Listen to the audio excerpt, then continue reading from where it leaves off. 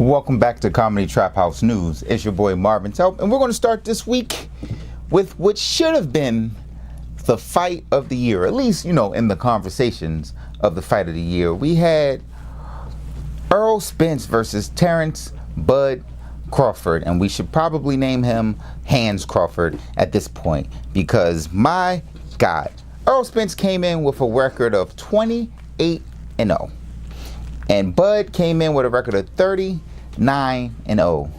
and Bud beat Spence like he said Joe Mama during the fight conference, because this was unruly. Now listen, I'm a fan of both gentlemen, and I knew, well, I didn't know, but I leaned towards Crawford having the advantage because he's a great counterpuncher, and it doesn't really go against Spence's, it goes against Spence's like style. But I didn't expect a demolishing, because that is what we saw. We saw Bud teeing off on Spence like Tiger Woods when he was in the prime of his career, you know, before he got caught cheating on his, anyway.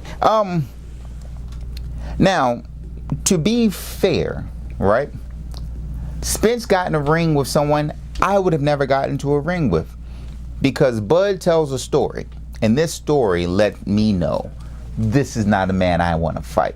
Bud tells a story of a time he was sitting in his car counting his bread, and someone pulled up on him and shot him in the head. Shot him in the head.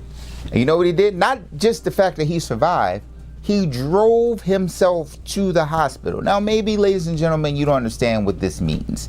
He's shot in the head, he's bleeding profusely, he continues to drive, right? I don't know how many lights was in between him and the hospital, but he slowed down at yellow lights, let traffic go by, continued driving, pulled up to the hospital, he's sitting at lights, drives to the hospital, pulls in, parks, has to get out the car, lock up the door. He's still bleeding from getting shot in his head. Walks into the hospital. Hey nurse, how you doing this evening? Well, I just got shot in the head. You don't fight someone who operates like that. Like, for me, that's a no. And so he just has a different level of pain tolerance. And by the end of this fight, he had Errol Spence looking like Martin Payne. Ow, ow, ow, ow. Ow. Speaking of getting beat to shit, Mitch McConnell was out here looking punch drunk. Play that clip, please. Operation and a string of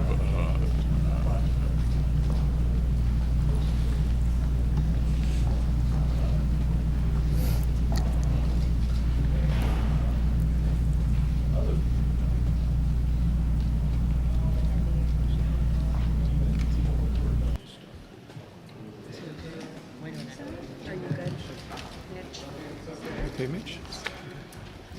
Anything else you want to say, or should we just go back to your press? Do you want to say anything else to the press? Go back to you. Go ahead, John. I'll take it back. Let's go back to you. Go ahead, John. Go ahead, John. We let the whole 19 seconds play so you can see just what it looked like. And I know for a second it looked like somebody who was like, you know, someone's recording a video and you go to take a like, no, it's a video, but Mitch is the reason why I no longer do edibles. I've been in that moment. I've been that type of stuck.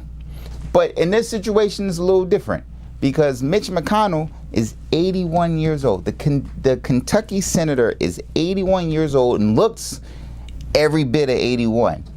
Here's the crazy part. He just won re-election in 2020. So he's literally going to work until January of 2027. 2027. He may not make it to August 27, but he is in power to until 2027. Now, here's a little quick recap of what people are saying is going on with him. They're like, it's not age, he fell. But he fell on March 3rd. Okay, A couple days later, March 13th, they took him to the hospital for broken ribs and concussion. And the NFL has a better concussion protocol than them, apparently. And you know the NFL is just like, you good? Go be great. He didn't return back to Congress until mid-April, right? Because you know it takes a little longer when you're a little older to get your faculties back together. But all of this, like, you're 81, you shouldn't be in power. But all of this, whether you are right or left or whatever, you have to agree term limits in Congress has to come back, because this is too long. What is it? The next one. You have 33 years for Nancy, 35 for Mitch. What are we? The president only gets 8. 8 and we get him out of here. Why are we leaving people in power this long? And here's the thing. The problem is not just the age, but generational values. Things change, right? Like you get a little bit older, things change for you. Back in 1990 to late 2000s, I used to dress like this, right? But my parents didn't understand why I wouldn't wear a shirt that was a 4X or smaller, because I'm not out in these streets with 4X's or smaller. And yes, I wore bootcut jeans back then. Before you get all happy in the comments, I already know what's about to happen. Yes, I wore bootcut jeans because that's what we wore. My waist was a size 36 to 40. My parents didn't understand it, but it was important. And like now, I don't understand why my son dresses like this. But he does. These young men are out here with purses and their Hermes bags or whatever, and it's not any indication of sexuality or anything like that. They just like purses. I don't know why. It just is what it is. But that is showing the change of generational values, right? And so you cannot be someone who's 81 years old trying to dictate what the rules of a country is when the people are changing. That's the whole purpose of having a democracy, so that you can vote for those people that's going to represent what you need and not just some fake ideology. We just cannot have people in government spacing out like that, unless they're looking for alien life forms. Not Alf. I love Alf from the planet Melmac. But this is not what we're talking about. We are talking about the congressional testimony of last week, where former U.S. intelligence agent David Grush confirmed that aliens do exist. He said UFOs are a thing, and that's important because UFENO. Yes, that joke is corny, but I've been waiting to get that off for a while. Deal with it. Anyway, Gersh confirmed that there is a multi-decade plan in place to capture these unidentified aerial phenomenon, or what we know as UFOs, and that there are non-human biological things that we've already captured, right? Now, you would think this would cause crazy public outrage, but everyone's just been like, oh, we kind of expected it. Now, I feel like in that we may owe this particular person here an apology. She was on a plane and she said, that man is not real. And we said, she is crazy. Was she? Was she? This could have been a whole MIB moment right here. Men in Black showed up a touch too late. She got loose. We may owe her an apology. Who's it? But you can go back for years and years and people were like, oh my gosh, I was captured by an alien and they probed my butt, right? i.e. Cartman having a whole satellite. Now, that sounds crazy at the time, but the more and more we get to it, I'm like, hey, if all they did was probe you a little bit, that's fine. Listen, my doctor has probed me just to make sure my prostate wasn't swollen, but I've been probed is all I'm saying. It's not the worst thing in the world, because if it was the other way around, we're dissecting you. Here in these United States, if you're an alien that gets caught, homie, it's clipped for you. But what it does argue is we've had such a massive technological expansion from the 50s on now, where it's almost like we're outpacing where our technological advances should be. And there's a big argument that we're reverse engineering their technology, which would make sense, because if you ever watch any alien show, Star Trek, Star Wars, Ben 10, all they speak of is, hey, there's some amazing tech out here that Earth isn't ready for because the species hasn't developed enough. And hell, you can look at it now. Cell phones, AI, anything. We're lost consumers overtaken by technology, as opposed to having technology benefit society as a whole. Hell, let's be honest. We still aren't even ready for guns. And that's going to take us to Frisco, Texas. Because in Frisco, Texas, a black family was stopped by police at gunpoint. This happened on July 23rd. Cops pull up and pull this family over. They run the cop made a typo. He put the wrong state in the system.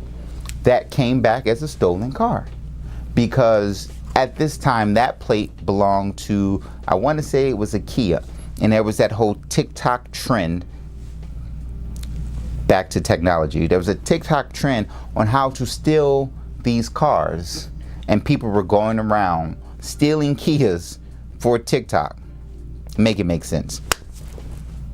Anyway, so this family is held at gunpoint. If you watch the video, I try not to play these particular videos on the show because I don't like desensiting us to our own trauma. I want us to actually be outraged. And the more you watch this, the more you become desensitized. Anyway, this black mom is pleading with the cops. This is my car. Do not cuff my son because this is traumatizing. And it goes, you go, well, wait a minute. If they put the wrong tag in and they pulled them over, how did it get the guns? That's my question.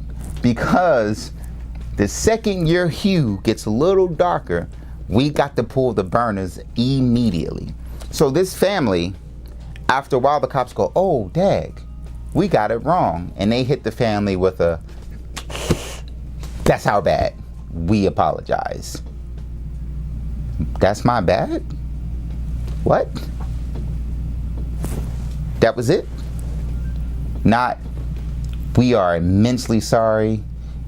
We apologize. The exact quote is, that's on us. You're goddamn right, it's on us. And I hope this family sues the black, well, anyway, I hope this family gets just compensation. But the problem is, this young man is now honestly going to be traumatized from an event like this for being nothing more than black. And there's that good old thing again I say all the time. Do not forget that you're black in America, because it has all this meaning to it that you just don't know until it's slapped into your face. So, you know, my thoughts and prayers go out to this family, because they're victims of someone putting a typo in a system, and now we're dealing with years of trauma down the road. That's crazy. And we're going to finish this episode today with a condolences to Paul Reubens' family, and a rest in peace to Paul Reubens. Paul Reubens died at the age of 70 yesterday after his lengthy private battle with cancer. One, for cancer. Two, if you know Paul Reubens, you will know him from Pee-wee's Playhouse, right? Pee-wee's Playhouse was what we grew up with in the 80s. Pee-wee's Big Adventure, the movies, all of those things. And that's how we want to celebrate Paul Reubens. I know some of you are going to be like, oh, Paul Reubens pulled his dick out in public. And that's kind of true. But here's why it's only kind of true. He pulled his dick out at an adult theater. So he went to a theater where porn was played on a big screen. And I don't know about you, but if I'm watching big screen porn, shit is going to happen. Okay? Shit's gonna happen. I'm going to react. And so in this, the cops apparently raided this adult theater and found 3 men in the dark with their dicks in their hands, and they arrested all of them. Sir, what did you expect them to do? Don't walk into my bedroom if my door closed. Guess what you're gonna see. And maybe he shouldn't have been out in public. Maybe he should have saved that for home, but he didn't. And that's what that whole thing was. He was in an adult theater. Stop it. Now, the child pornography charges, that's another thing. That was weird. But they said it wasn't real child pornography. They said it was like vintage child pornography. So I guess vintage was like, 16, 17, but like back in the day. I don't know. I wasn't there. I didn't look at it. All I'm saying is, rest in peace, Paul Reubens. Pee-wee's Playhouse was a very important part of my childhood. Now, that is Comedy Trap House news for the day. We're going to hop into the chat room, or the chat, because it's not chat room. That's my age leaking out. And what do we have? Hi, Courtney. What's up with you? You good? All I see is a little piece, but she looks fabulous. Hi, Courtney. Anyway, what's up, folks? We're back. Yeah, there was some technical difficulties, but you saw how we just moved through that like it never happened. Marvin looks a little out of focus. Oh, sorry, Alarise, we missed that. Oh, Courtney got an Android. She said she was good over. Oh, I'm good over there. Hey, Courtney, how you doing? I'm glad you came to the chat today. Oh, and yeah, I'm sorry. Yes. The first time I had a gun placed to my own head was after being pulled over by the cops. Let's talk about how the strike's going. It's been kind of quiet, honestly, on the negotiation front of the strikes. I mean, everyone's out in the street. We're doing our thing, marching, creative signs, all of that good stuff. But I'm kind of not expecting anything to really start to happen until, I guess, end of this month, beginning of next month for the actors.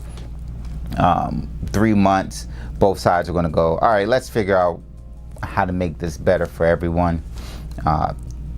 Studios are not going to want to close this year out without at least starting to film the projects or finishing filming the projects that they have. Like Viola Davis walking off set is massive for the actors, because she said, I don't care if SAG approved this. I'm standing with my fellow actors and bounce. So things like that are going to make a huge difference. I don't know if the writers are going to be any closer by September, October, but I am expecting, and I could be wrong, but I am expecting studios to want to get back into filming pretty soon, while both sides are trying to milk this position.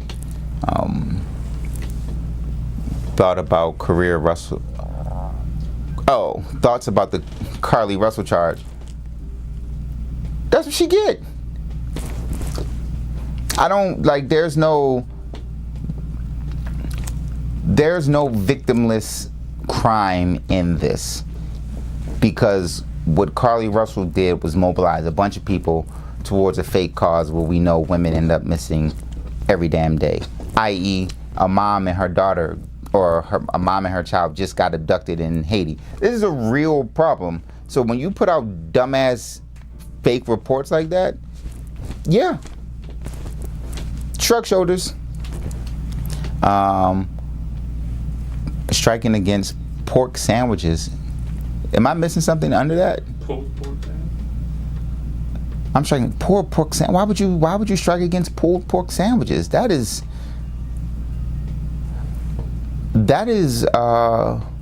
criminal. A good pulled pork sandwich, that pork shoulder that's been smoked for hours and then basted in a beautiful barbecue sauce and then pulled for your enjoyment. On why would we? I don't know.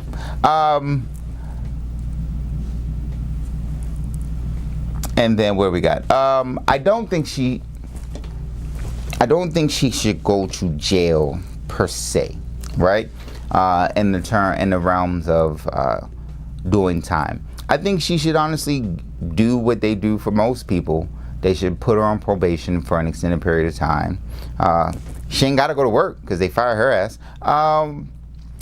Put her on probation. Let her think about what she did. They're probably going to they're going to slap her with a restitution fine, which may be more than she's looking for or prepared to cover at this particular point in time, and move on. I think you want to discourage a repeat offender from doing something like this, but we don't want to throw this woman's life away for being dumb, because that's all this is. This is a young dumb moment, right? Her young dumb moment just happened to hit the nation, where your young dumb moment may have only affected, you know, your mama or your auntie or your cousin or your neighbor. We all have young dumb moments, so throwing her life away is not justified. If they can let the white rapist get away because he has a promising future, they should let a black young woman get a little probation and keep it moving. Where we at? Alabama has the best pork barbecue. I mean, listen, that's debatable, but you know, I'll let it have it. I mean, Alabama has to have something positive, right? Nah, I'm shooting. I don't go to Alabama ever because it doesn't feel safe. Oh, the Cardi B thing. Thank you, Kendall. We are doing our best impersonation of the Daily Show. So the reason why the Cardi B situation didn't make it to the news today is because there are all these different pieces of information coming in, and so without having the full story, we want to make sure we have some truth before we present it as news. But what we have is Cardi threw a mic at a fan who apparently threw water or a drink on her and hit the fan. Then there's videos that came out that said Cardi asked the crowd to throw water on her.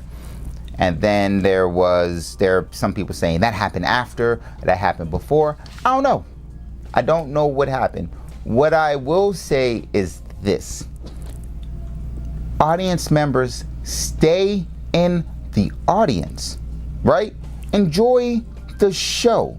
If you don't like it, leave. Don't go. Don't show up. There's a bunch of things you can do, but this crossing the lines, walking on stage and getting beat up by comedians, all of these things that are happening right now, y'all need to relax, okay? Now, if it happened in the order that people are said it happened, this person threw water on Cardi, and then she threw the mic, and then she tried to play it off by having people throw water on her later, whatever. Stop assaulting people, threatening people, or making it seem like someone's in danger and not expect them to protect themselves or retaliate. Be a fan. That's it. And if you're not a fan, sit your ass at home. I think that's pretty easy. Where are we at?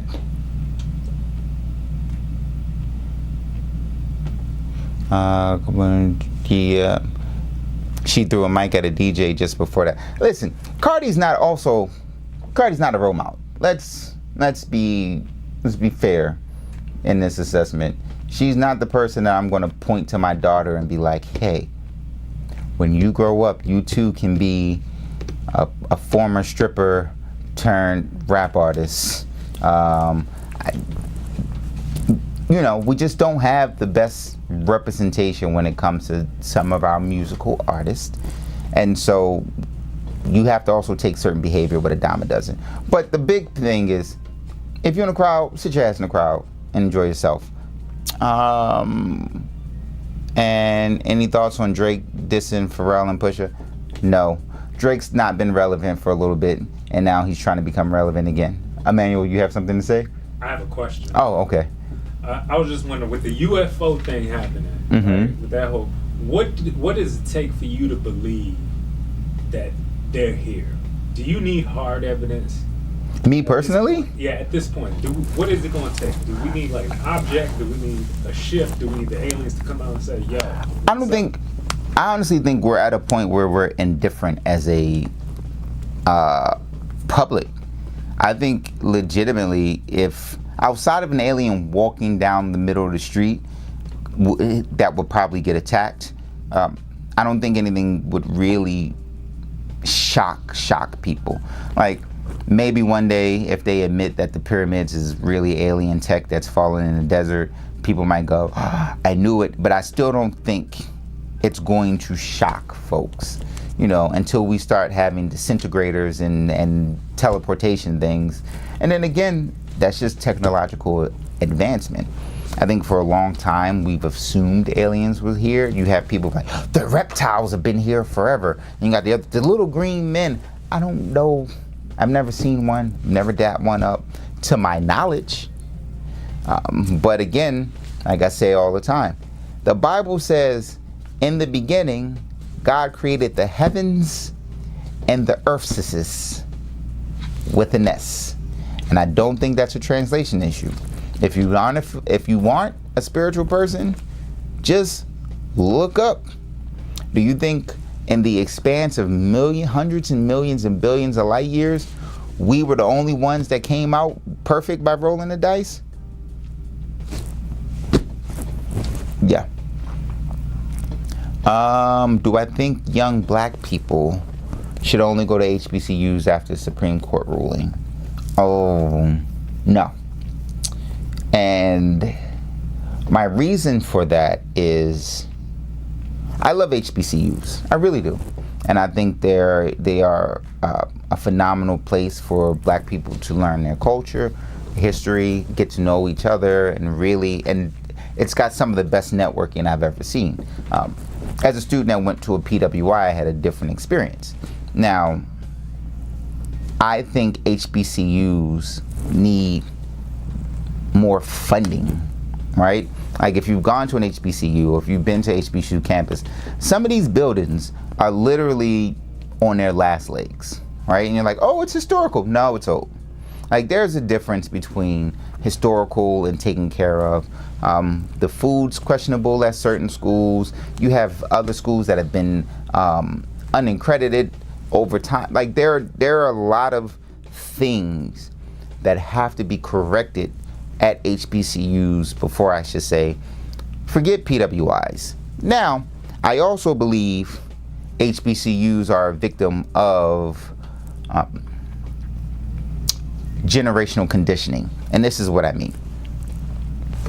Everyone knows that D1 basketball is about, I think the number is 75% black. We know that D1 football is like 64% black. These are real numbers you can look up. And so those kids go to the Alabamas, the Texas Techs, the Penn States. They go to schools that have these history of sports and being great sports schools, where if the HBCUs were able to recruit and keep that talent, then they would make the money, and we're talking hundreds of millions per year, where they could then go back and fix the thing. But we have egotistical things happening, like Ed Reed being fired because he was complaining about the facility. Let him complain about the facility. The facility is not good. What do you want him to be like? Man, this bench was here in 1987. We can use it. It's a bad facility. Own it. That's fine. Fix it. Because when you have people like a Deion Sanders who comes in, drops millions of dollars, and doesn't get the promises from the HBCU that he was supposed to get, he goes to Colorado. When you have someone like Ed Reed who would garner the attention of kid after kid after kid to come to his program, and he gets fired because he says the facility at the school is not good, we are standing in our own way. So no, I don't think HBCU should be the only place people of color should apply to. One, this is our country just as much as is theirs. Use whatever facility, go to wherever you want to go, get the education that you want to get. But HBCUs have some internal growth to do before I say forget all the schools and focus only on HBCUs. Where did it? Speaking of HBCUs from Florida, should other black organizations, companies, events? I think in general, I don't want to say you boycott Florida, you boycott Texas. I think it's a very interesting dilemma to be in, because I don't think the Alphas pulling their convention from Florida is hurting Florida's bottom line. I think it's a solidarity thing, and I think it's a good aspect to speak on. I think you're more effective if the Alphas, and I said this last week, if your Greek life in those states and other states go in and teach people the importance of voting for their district representation or their state representation and all the things that they need, and before you get to the president. Like, there's so many other levels of voting that needs to happen. So yes, pulling it out might take a couple $100,000 away from the state at that one time. They're not missing it. They really aren't.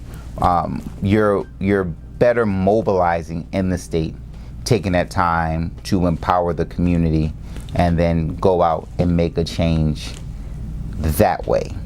If you look at what voting polls are, a lot of these states lose because the people who go vote are their old white constituents. They go out all the time. They don't miss an election. Whereas you are hard pressed to mobilize the black community to vote unless it's the president, the mayor, or the governor. And again, the executive branch is the figurehead. The power comes with legislation. Where else are we? He was fired for complaining about the facility. They were embarrassed. Let's be honest. No, Ed Reed may not have handled it the right way, but let's be honest. He didn't get fired. He got fired because of ego. Instead of the school saying, hey, he's right, let's fix it, they were like, get him out of here. There's an inherent problem with how we behave amongst ourselves. And this is all I'm saying about the HBCU in general, is being able to say, hey, this isn't, no, it's not what we want it to be, because we don't have the funds to get it to where it's supposed to be. Please help us out. Instead, it's get them out of here. For who? For what? You're trying to put these sports on the map. You have the names to do them, and we aren't doing right by them. That's all I'm saying.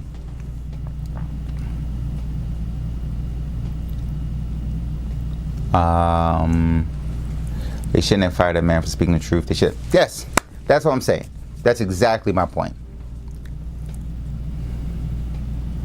Listen, Ed Reed being upset about a facility is not acting a fool. Should he have gone on social media to do it? Probably not. But how else do you mobilize people to make change?